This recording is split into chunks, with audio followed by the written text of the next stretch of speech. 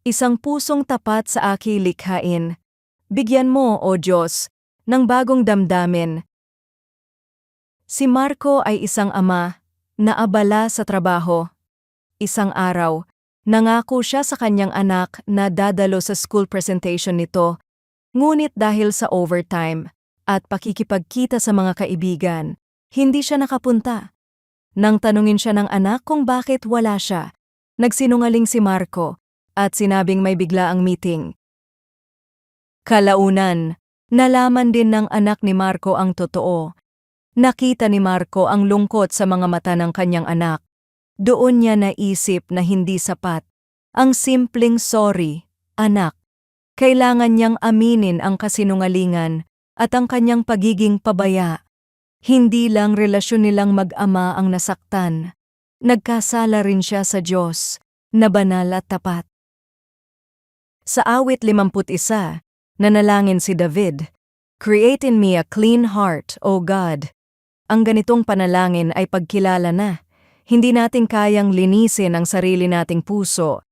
Ang tunay na pagsisisi ay hindi gawa ng emosyon lamang o takot na maparusahan. Ito ay bunga ng biyaya ng Diyos na kumikilos muna sa atin. Kapag ipinakita ng Diyos ang ating kasalanan, binibigyan din niya tayo ng pusong handang magsisi. Ang tunay na pagsisisi ay hindi lang pag-amin, ito'y pagtalikod sa kasalanan at paglapit sa Diyos. Hindi ito pagtatakip o pagbibigay katwiran. Ito'y pagtitiwala na ang dugo ni Kristo ang sapat na kabayaran para sa ating pagkukulang. Ang Diyos ay higit na interesado sa pusong binabago kaysa sa reputasyong pinapangalagaan. Ang kalinisan ng puso ay kanyang likha, hindi produkto ng ating sariling pagsisikap. Huwag nang patagalin at aminin na agad ang kasalanan lalo na sa mga taong nasaktan natin. Huwag nang maghanap ng palusot, maging tapat sa Diyos at sa ating kapwa. Manalig tayo na may kapatawaran kay Kristo at mamuhay sa bagong direksyon na ibinibigay niya sa atin.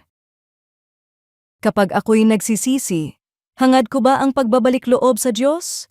O ang pag-iwas lamang sa kahihinatnan ng aking kasalanan? Panginoon, likhain mo sa akin ang pusong malinis. Bigyan mo ako ng tapang na aminin ang aking kasalanan at ng biyayang mamuhay sa iyong kapatawaran. Sa pangalan ni Jesus, Amen.